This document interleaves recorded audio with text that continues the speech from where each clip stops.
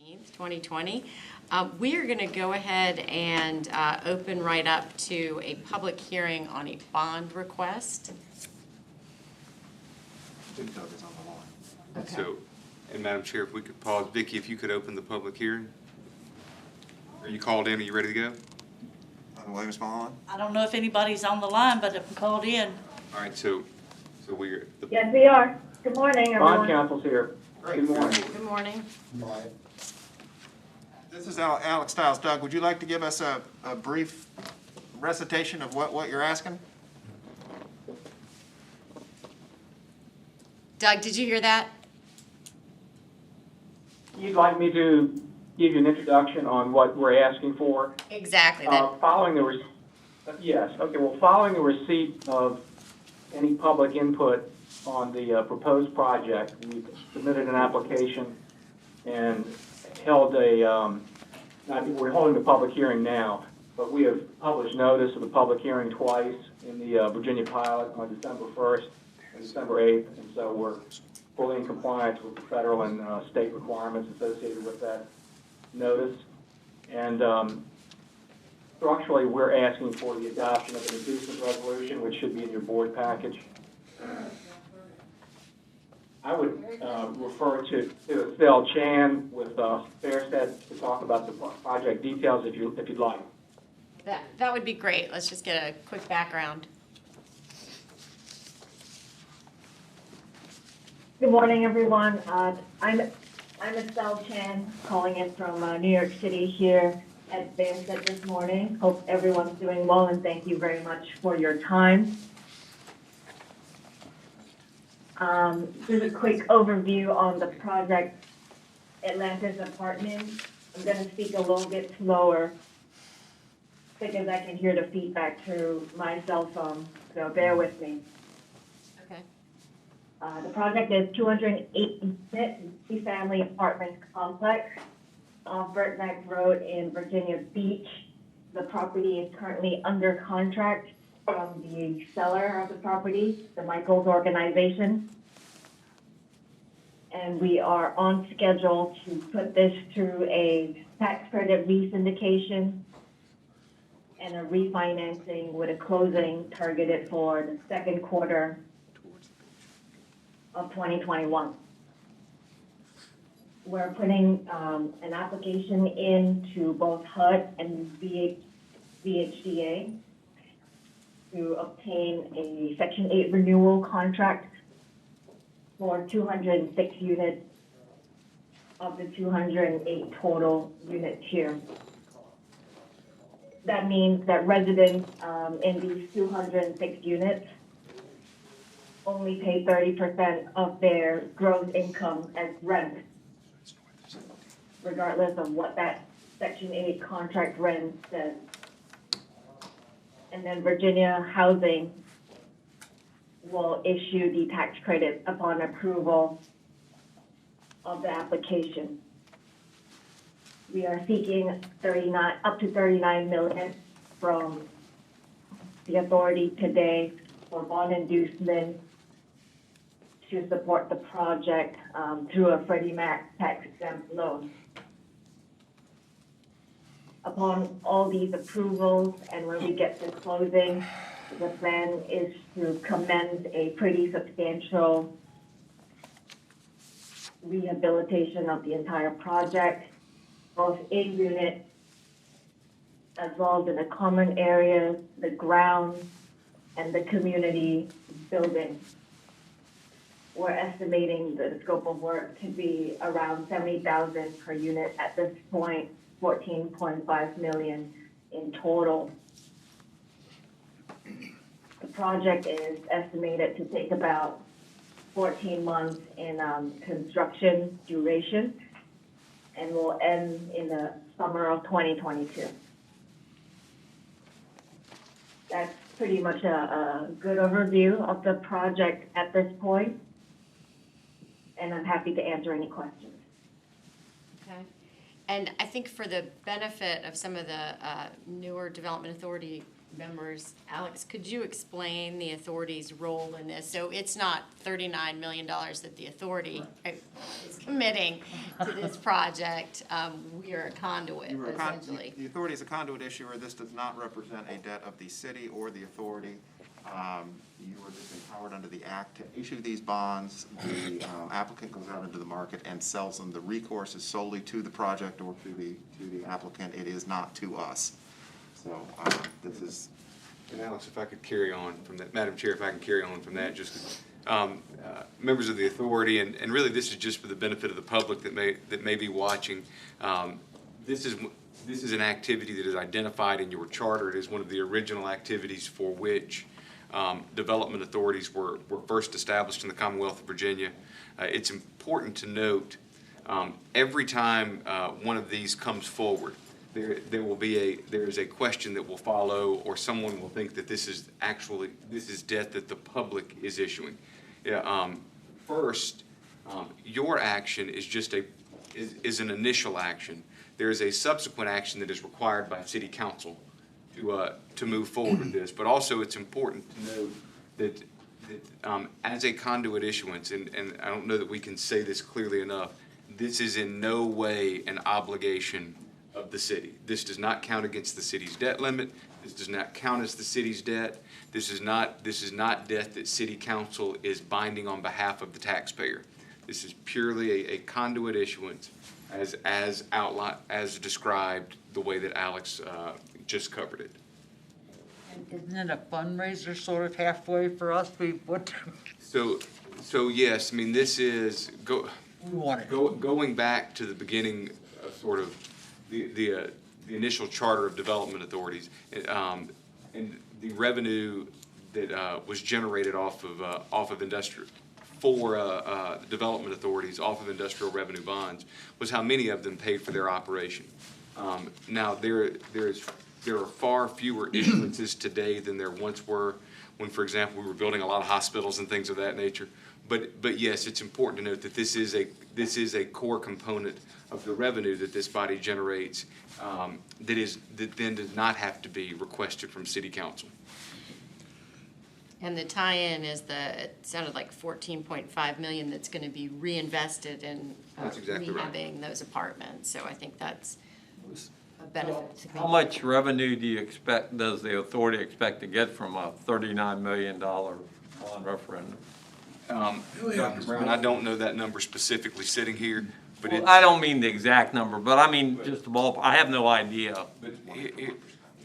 Here's what I will show you is in our financials in just a moment. You're going to see that that there's about I believe there's about $140,000 worth of revenue for all of our existing issuances that are assigned to this sort of to the financials you'll see today.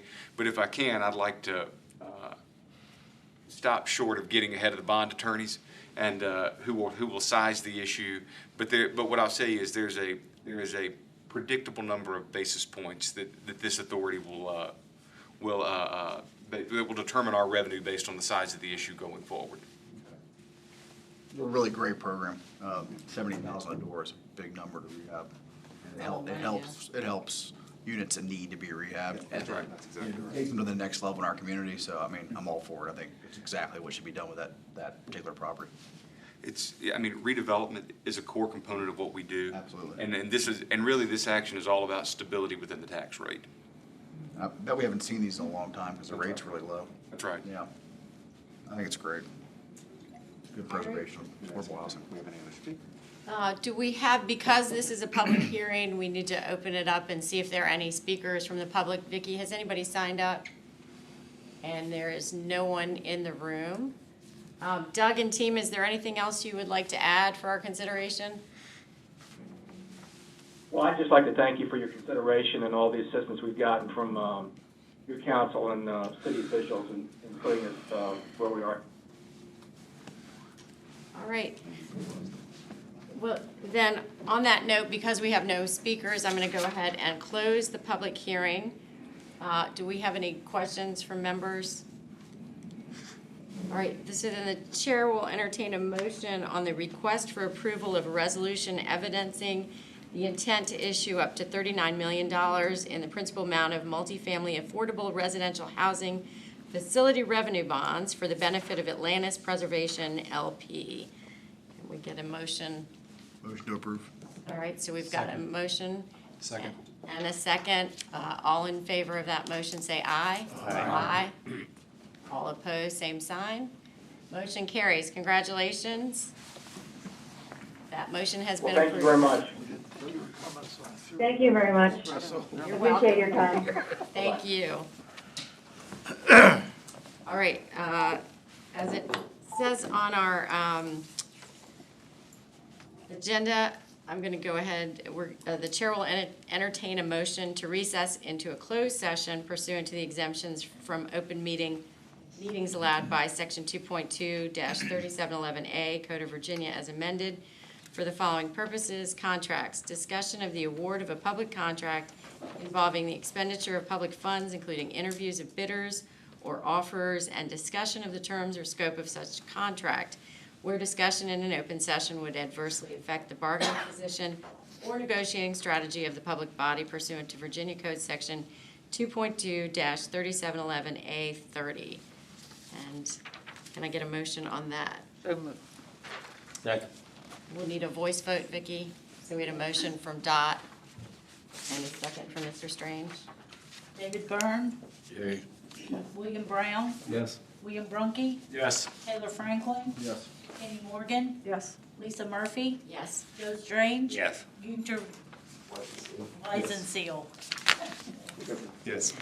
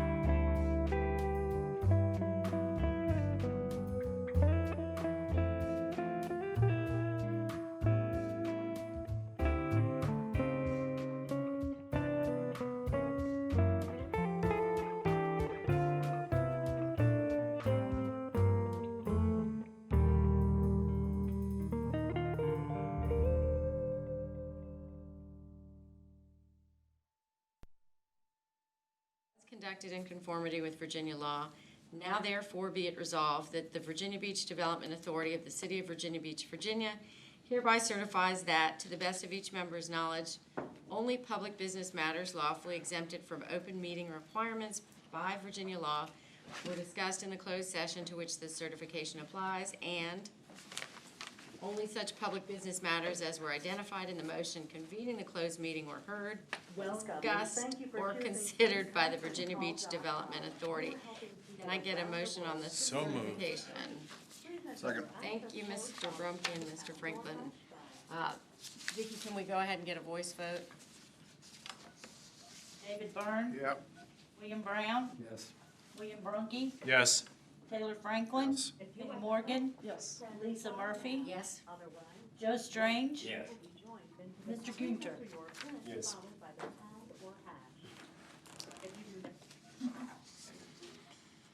And Miss Wood, sorry. Thank you. You are the only participant in the conference. Good morning. We are coming out of a closed session. I'm going to go ahead and kick it over to Taylor. I think you have 7 minutes first, Madam Chair. I'm just getting. Excuse me, sorry. We're reconvening to open session. We actually have a public comment period. So the floor is open to speak with a 3-minute limit on posted agenda items. Vicki, any signups for that? No, ma'am. All right, so no public comment. You're right, Taylor. Next, we have meeting minutes. Review and approval of the minutes from our November 17th meeting.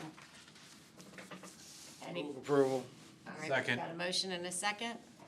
Mr. Byrne, Mr. Brumke, all in favor, say aye. Aye. Aye. All opposed, same sign. That motion carries. Thank you. Next item on the agenda is the review of our financial position by Mr. Adams and not Sean Murphy. That's right, and so take this off. Thank you, Madam Chair, and just so that, and Sean is with us today, he's just, he's outside, as you all are aware, I'm sure aware, the governor tightened, restrictions in light of the spike that we're seeing in basically infection rate, and so as a result, we're trying to limit the number of people that are in the room, so I'll be making the presentations today on behalf of staff, just so that we can make an effort to be consistent with the executive order. I'm not gonna read all of this to you, I'll give you all a quick look. Dr. Byrne, not Dr. Byrne, Dr. Brown, you'll see, this month's piece of the industrial revenue bond fees at about $18,000, so that's just your weekly fee. You can roll that up for the year, or monthly fees, and you can see our disbursements there. I'm gonna move through this quickly just to sort of keep us moving, but you all feel free to stop me at any point with a question. You can see here's a quick summary of our incentive account. You'll see $5 million beginning cash, ending cash of $6.5 million. But let's jump over to the reconciled balance. You can see we're actually in pretty good shape coming into December. As you all remember, we get about $2.3 million, $2.2 to $2.3 million out of the cigarette tax for our incentives each year. You'll remember at the end of the last fiscal year, we were down, I think we were below $6,000. So one of the things that we are working to do is rebuild that sum so that we can participate in larger projects. And as you all remember, we've used some alternative means of doing that, most notably with the acoustical sheet metal deal where we pledged real estate to preserve our cash balance. That's having a positive effect on us here. You can see we're at a great place at mid-year. And I'll give you a summary of exactly what your incentives have done with my comments at the end. That's basically it for our financials, unless there are any questions. Any questions on the financials? All right, hearing none, we can move on to the next item, Taylor. Yes, ma'am, this will be a quick item. This is a request from City Council. City Council has appropriated $700,000 to us in the hopes that we will, authorize a $700,000 loan, interest-free, to the Virginia Beach Community Development Corporation. This is a fairly straightforward action. We believe that this is needed. Andy Friedman, my counterpart in Housing and Neighborhood Preservation, supports this action, and we we do believe this is an important part of the success of the Community Development Corporation going forward. So to be clear, the $700,000 is not coming out of our account. Has been given to us by city council, specifically allocated for this purpose. Yes, ma'am, that is correct. This is not Development Authority revenue. This is money that came from City Council in support of the Community Development Corporation, and they ask us to serve as sort of an administrator on this item. We need a motion? Yes, we are in I'll need move. of a motion to approve the request. We've got a motion from Mr. Byrne. Do we have a second? Second. Any questions on this before we vote on it? All right, so having a motion and a second, all in favor of the motion, say aye. Aye. All opposed, same sign. That motion carries. Thank you. Taylor, we skipped over the annual services contract. Oh, my goodness. Yeah, which That's we had important. next on our agenda. I'm surprised Eson hasn't come running in the room. Quickly, this is just for, as you all are aware, we've had an RFP on the street to select an annual services engineer. That's probably our most important annual services agreement. With your input and assistance from the city engineering, basically engineers in public works, and then the plant in the city's planning department. Preliminary selection was made for VHB engineering.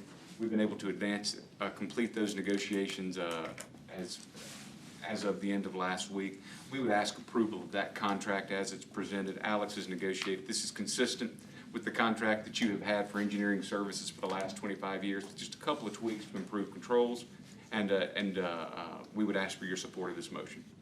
Sir. One additional, the rates being charged, the HB was negotiating a similar contract with the city, so we benefited from that negotiation. We're getting the same rate that the city of Beach is.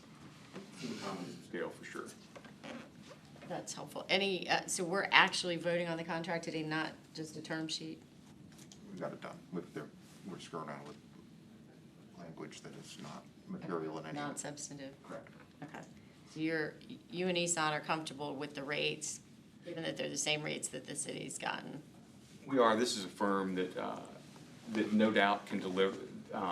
As we're talking about professional engineering services, obviously we're focused on the quality of the service. Price always matters, but at the end of the day, in the world of professional services, what matters most to us is the quality of the work that we're getting. I have no doubt that this firm can deliver. But Alex is absolutely right. They brought us this. We're able to take advantage of the economies of scale of the large contract at the city, and we think this is a good deal. Thank you. Any questions for Taylor on the professional services contract? All right, hearing none, I'll entertain a motion to approve. Motion to the approve. Authorization and execution. So we've got a motion and a second. All in favor, say aye. Aye. All opposed, same sign. That motion carries as well. Next, we've got our EDIP program, a few items under that for Taylor. So that's right, and so I'll start with item 6, the CARES Act item. There's an X there, there's 166, and these are the last 166, because this is our December meeting, so we would ask approval of resolution authorizing an award of CARES Act funds to 166 businesses here in Virginia Beach.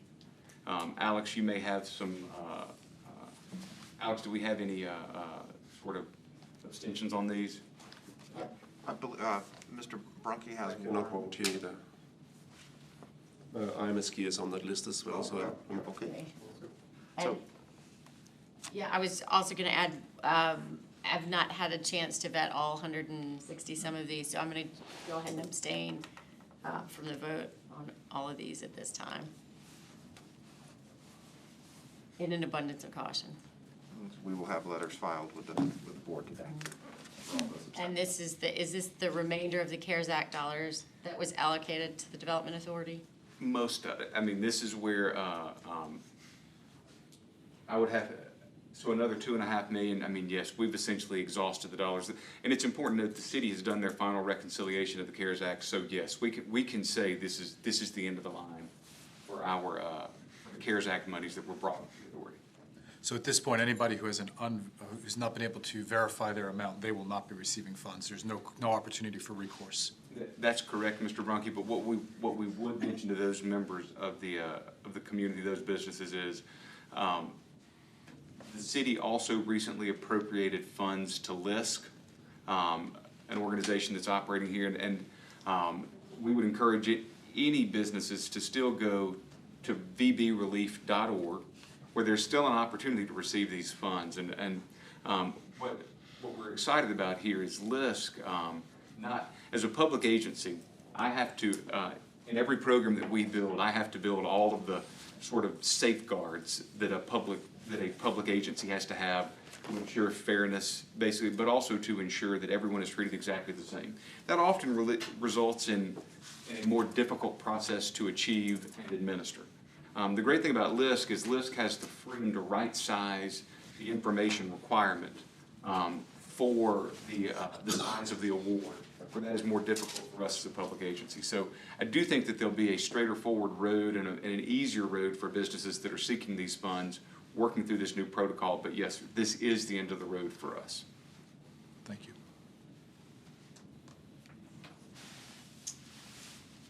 Motion to approve? Any other questions? So we've got a motion and a second from Dot. All in favor, say aye. Aye. All opposed, same sign. That motion carries, with the abstentions noted for the record. Next item, Taylor. Thank you. All right. Good. Let's look at 17th Street. So this is a Part B award that we did back in the spring. And two things were in play. One, there was, here we are. I'll let you read these disclosures quickly before we dive in. Alex, I need to abstain from this one. So on this one, quick summary. Phase one was originally it was a $6.5 million phase to do 17th Street. Basically the corner, it's the 300 block of 17th Street on Virginia Beach Boulevard at the resort. And basically what we're participating in here were facade improvements to deliver finishes in line with what the market won't deliver today, but will expect when the 17th Street improvements that are already funded are completed. And so that's the policy reason for why we were here. Phase two was a larger phase. It was a $9.5 million phase, but and I'll show you a rendering in just a moment. But it was another 4,000 square feet of commercial space, as well as 38,000 square feet of mixed use, multifamily residential, and then with 30% of those units being designated for affordable or workforce housing. Also something needed at the resort. We've reached some challenges, and we're at a point where phase two is delayed, and it's delayed like everything else. 2020 has been a special year for us all, but it's important to note that the team that did this project fully delivered phase one. It looks great if you're down there, but phase two is delayed for a couple of reasons. One, where an LOI was executed, for a number of reasons, we were not able to transfer the parcel. They were therefore not able to deliver it. However, it is important to note, as I work through, you can see these are some images, and I wanted to include this one so that everyone knows where we are. It's the new ABC store on 17th. I'm learned in Virginia Beach. It's easy to identify things based on the ABC store that's close by. But There are a lot of them. yes, sir. This was our original plan. Red is phase two. Red is the phase that has been delayed. That said, though, what I wanted to mention is the real reason that we did this project was to get the finishes that the market was going to expect in this retail space after the 17th Street corridor was improved, which is funded. And so the frontage on 17th has done exactly what we hoped it would do. It is fully improved. It looks much better, and despite COVID, it is occupied. What we are asking is that we modify this award to basically allow them to start we would not change the threshold, so we're not changing the reimbursement threshold or the capital investment threshold, so they still have to meet that. But what we would ask is that you preserve the $250,000 EDIP Part B, and that they're allowed to start seeking reimbursement against the $6.5 million that they have already spent, or are finishing up now, and that in the event that they are no longer delayed in the execution of Part B, then they would still be able to participate. We're in effect combining these into a single phase to allow them to start seeking some reimbursement. And then, but also we are reconfiguring based on the monies that they have spent today. However, it's important to note that the the private to public ratios on which your EDIP is based are preserved here. We're not asking to alter the ratio to give them more than what the policy would allow. We're just asking that we modify this award so that they can start taking advantage of what they've already done. Any questions for Taylor on that? All right, the chair will entertain a motion to approve that modification. So moved. We have a motion, and can we get a second? Second. Second from Mr. Strange. All in favor of that motion, say aye. Aye. All opposed, same sign. That motion carries. Thank you, Taylor. All right, next we have and I'm also pleased to report we are wrapping up EDIP Part E. And so we are asking for approval to amend 3 awards previously made, just to right-size that award amount as we've been going through that.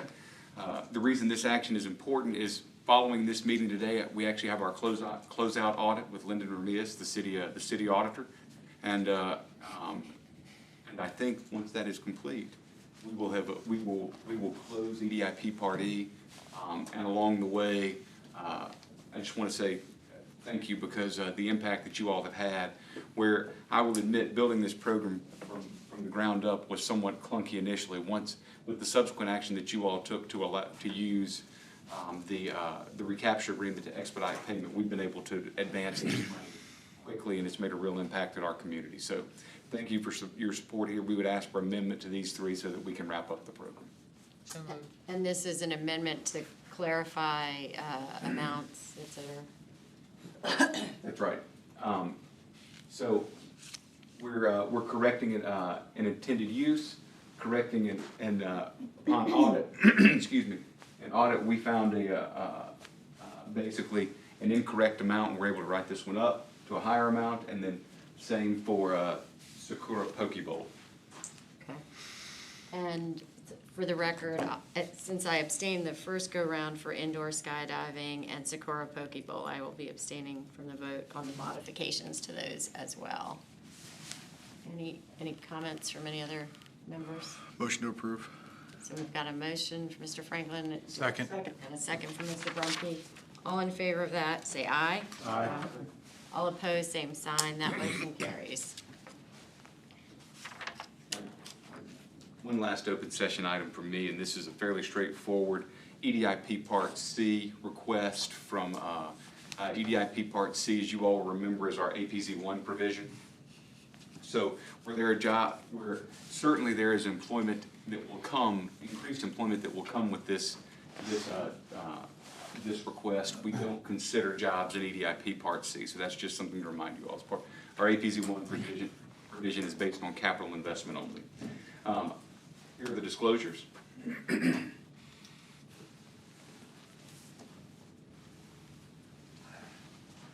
And so the company, Pull Start Fire, it's product of that is being manufactured here and distributed. You can see some of the places where it's sold. This is an APZ1 compatible use, and their target markets are small businesses manufacturing. Site information is 268 London Bridge. It's the old Tidewater Fleet building. I'll let you read the rest of this, but we're talking about a 2-acre site, about a 9,000 square foot building, and this is going to be manufacturing, light manufacturing, as well as warehouse and distribution. As you can see, just to orient you on where this is in the community, but here's an idea of where it is within the APZ, the parcel itself. This is the building.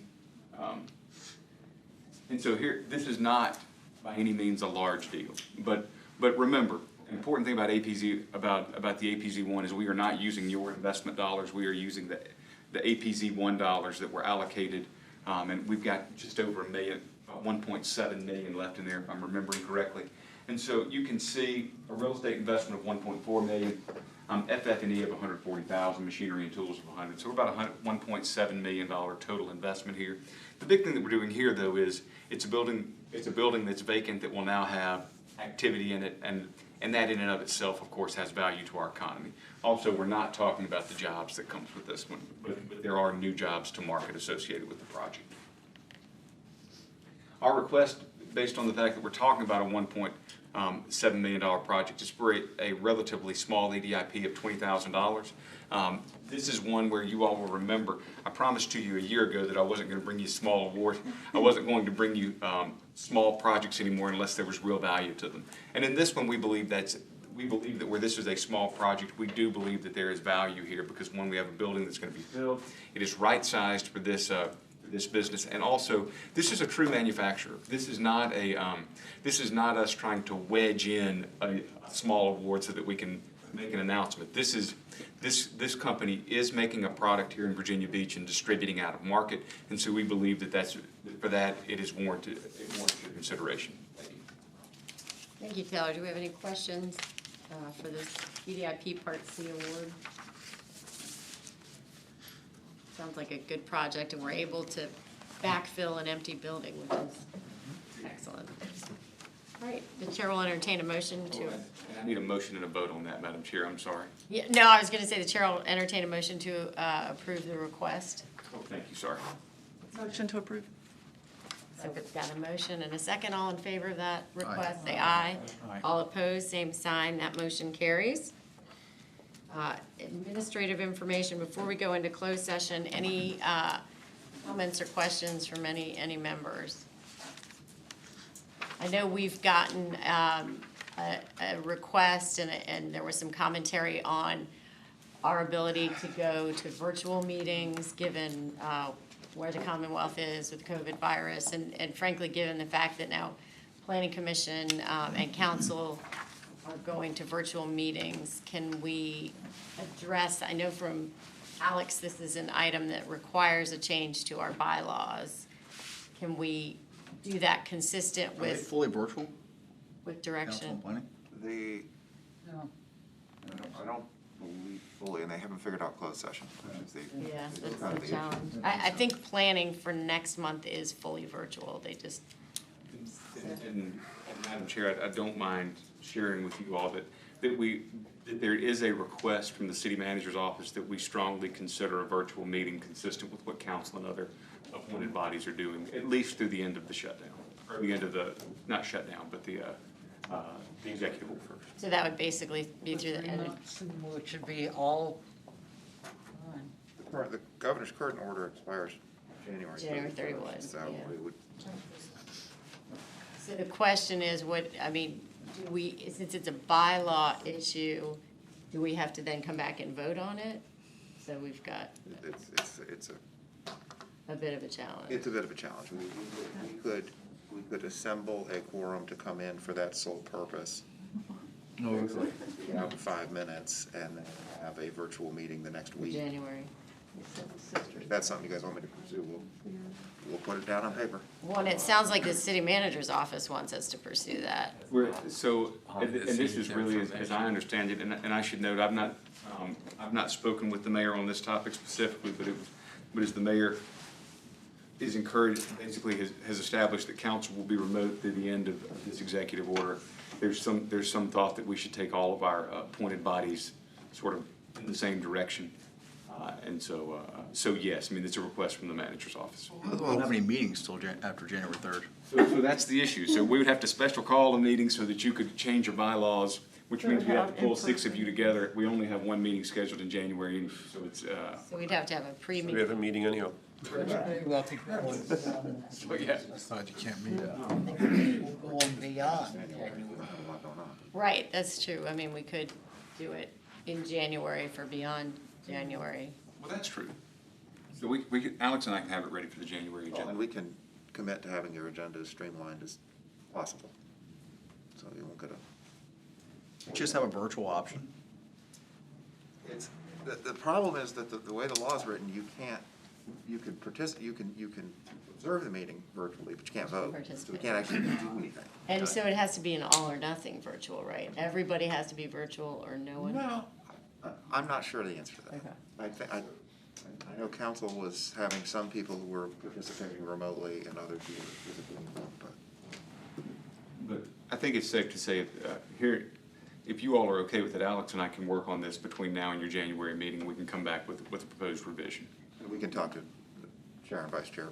About how we prior schedule. to that, How about we schedule what that. your preferences. I think the other challenge, given the challenge that we've had with participating by phone, is the technology piece of it. Because we'd have to either figure out WebEx, which I think Planning Commission's doing, or some method other than this, the conference call thing doesn't seem to be working very effectively for us. I think that's right. If we take you to a virtual meeting, they'll have to be, we'll be using a video conferencing suite and possibly in a different location that allows for people to raise virtual hands and things of that nature, which we don't effectively have over teleconference. So we just don't have the logistics and the IT in place yet, really. Not in this building. It certainly exists other places in the city. If we do change the bylaws, I hope you just make it permanent, not just for this particular incident, so we can have Zoom meetings or whatever in the future for, if there's a necessary reason to do it. Correct. The changes seem to allow those on a permanent basis so long as there is a reason to do it, not just. And I imagine it's triggered by an emergency order of the The governor. state of emergency declared either at a local or state level. Yes, ma'am. So it would be, and it would give us the ability, God forbid, should something like this happen again. But at least we need to plan for it. Okay. So it sounds like there's support to go ahead and work on amending the bylaws to give us that ability to meet virtually. Get you on the lookout. Thank you. Any other comments? I have two quick things. All right. Just because it's December and I owe you all a report. Quickly, as you all will remember, in February, we were trucking along at somewhere between 2.3 and 2.5% unemployment. In April, that ballooned to 12.2%. I'm pleased to report, as of the most recent period reported by the Virginia Employment Commission, which is September, that our citywide unemployment rate is once again below 5.8. It's below 6% at 5.8%. I anticipate the state published October data for statewide today. They did not put, however, they don't have the locality-specific number, but the statewide number continued to fall. We've been about 5 basis points ahead of the state numbers all the way through, so I'm hoping that where the state's at Commonwealth's at 5.3% now, I'm hoping that we're at 5 or a little below. Great news. It speaks to the resilience of our economy, and particularly of our here in Virginia Beach. The regional picture is not quite as strong, of course, but here in Virginia Beach, our economy continues to demonstrate the resiliency that we've seen year over year over year. So that's directly attributable to the work that this body does. That's evidenced by the 10 projects that we've run through this year. Looking at projects in which you all have invested or considered, I'm pleased to report that on a basically local investment of $1.9 billion, you all have drawn $190,900,000 in new capital investment to our market. That comes with 816 jobs at an average value of $51,000 per job. That's a tremendous advancement for our economy. It's one of the best years we've ever had. What's great about that $190 million, over $100 million of it is new to market capital, and that also is exciting for us. So, for purposes of this report, I'm defining new to market as new to the MSA, not just new to Virginia Beach. In the past, when we've looked at this, many times we've counted monies that have come from other cities in the region as people have invested here. In this case, over $100 million of this is true new capital to our metropolitan statistical areas. So it's a tremendous year for the authority. This has been one of the core areas that we told you we would focus on this year, and so I'm very pleased with the work that my staff has done, but also want to take a minute here in December to thank you all for your support of these initiatives, because I can tell you it's had a real impact on our economy. One of the things that I'm also excited to report this year is our $1.9 million is almost doubled by an additional $1.2 million that the governor has invested in Virginia Beach projects this year. So what's great is, I can tell you, as we promised, we would bring you larger projects that had a higher economic impact, that achieved a higher threshold, and because of that, we've been able to use Commonwealth dollars as well to run that capital investment number up. So where we're only talking about 10 projects, and there are years where certainly we have talked about 25, 30, and 40 projects, those years often came with zero outside investment, and they were 80% of those deals would be local only. Our focus on drawing manufacturing, large professional office users is working, and it demonstrates that it's possible here at the beach. So I just want to thank all of you for allowing us to do this and to run in this direction, because I will tell you, it's the type of economic impact that we set out to have.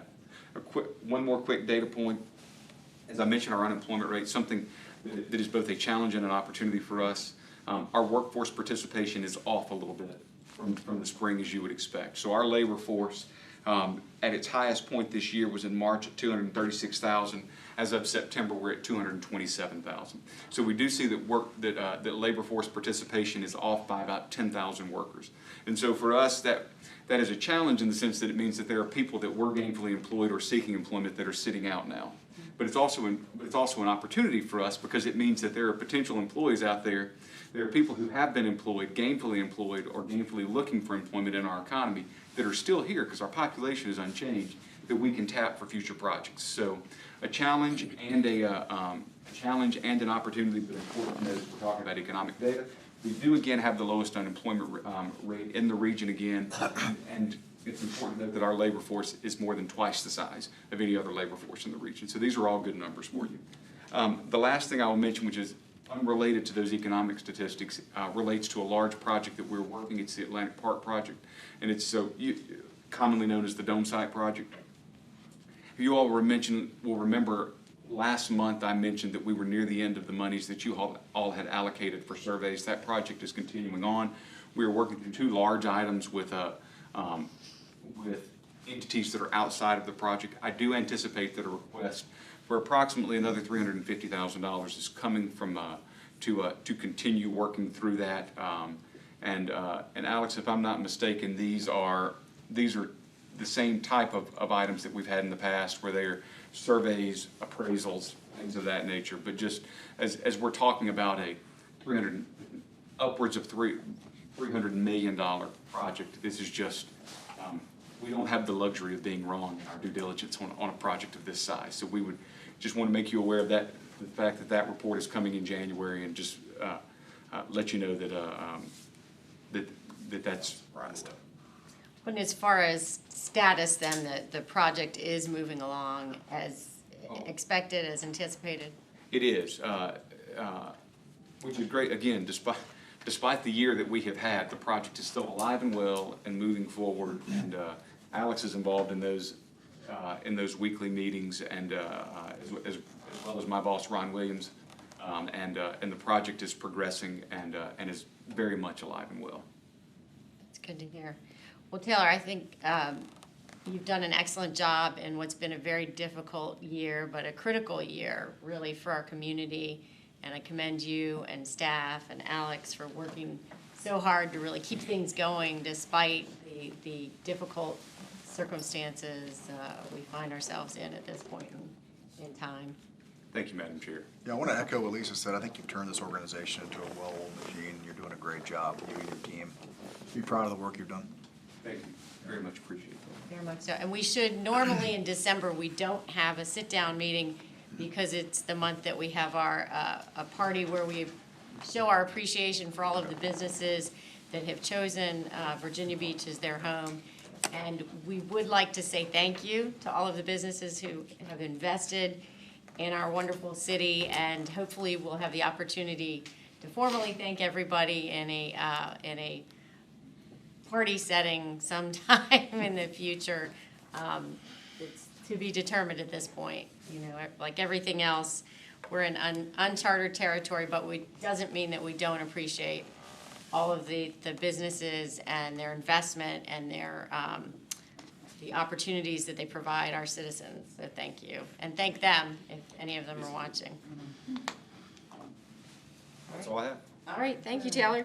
The chair will entertain a motion to convene into a second closed session pursuant to the exemptions from open meetings allowed by section 2.2-3711A Code of Virginia as amended for the following purposes. Prospective business or industry. Discussion concerning a prospective business or industry or the expansion of an existing business or industry, and no previous announcement has been made of the businesses or industry's interest in locating or expanding its facilities in the community pursuant to Virginia Code Section 2.2-3711A5.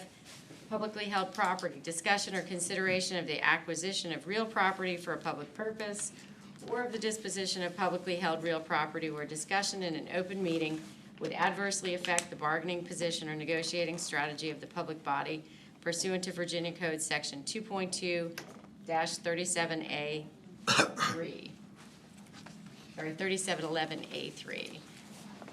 Can I get a motion on that? Motion to approve. Got a motion and a second. All in favor, say aye, and we'll need, we need a voice vote on that one.